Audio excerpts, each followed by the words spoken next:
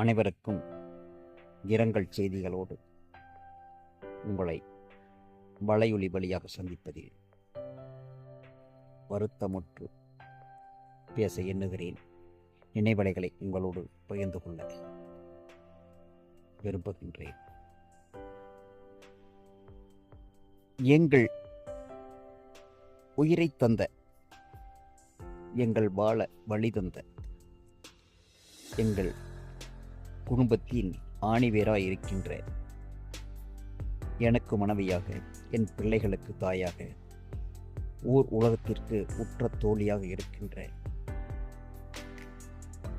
எங்கள் மனைவி தந்த இன்னுயிர்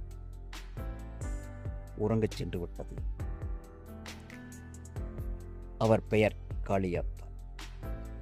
அவருக்கு அஞ்சலி செலுத்த வேண்டும், அவர் நினைவலைகளை உங்களோடு பகிர்ந்து கொள்ள வேண்டும் என்ற சிந்தனையில் பேச விரும்புகின்றேன், பேச எண்ணுகின்றேன். அவருடைய நினைவலைகள் வந்து வந்து போகின்றன. மரணம் மிகப்பெரிய இறைவன், மரணம் மிகப்பெரிய சொத்து, மரணம் மிகப்பெரிய பிரிவு.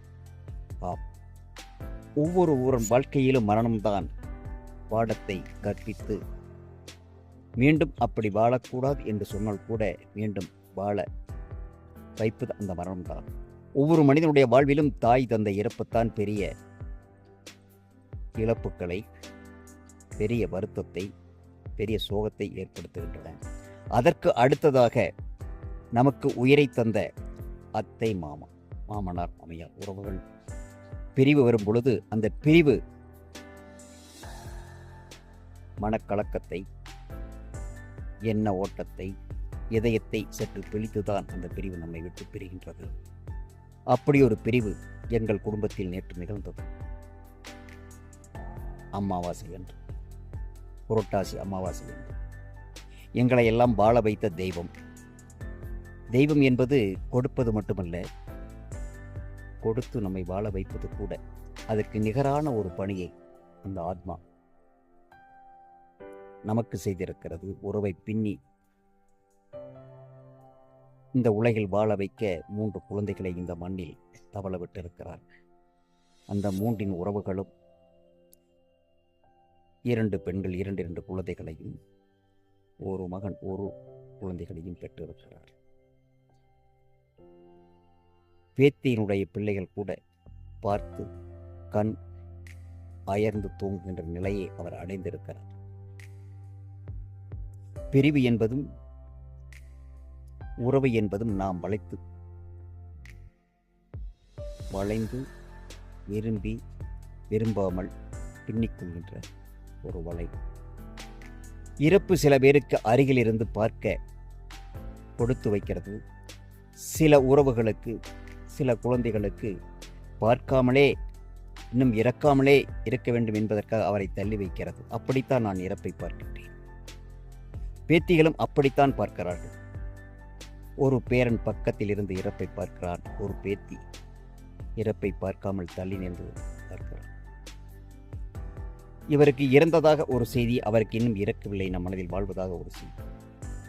மரணங்கள் ஏதோ ஒரு பாடத்தை கற்பித்துத்தான் நம்மை விட்டு விடைபெறுகின்றன. அந்த நினைவலைகள் நம்மை நீந்துகின்றன. பிரிவுகளும் உறவுகளும் கூடுவதும் பிரிவதும் உலகம் மாற்றம் என்பதை நிகழ்த்திக் கொண்டே இருக்கும். எண்ணங்கள் மாறிக்கொண்டே இருக்கும். உறவுகள் கூட வேண்டும், பிரிவுகள் இயற்கையானது.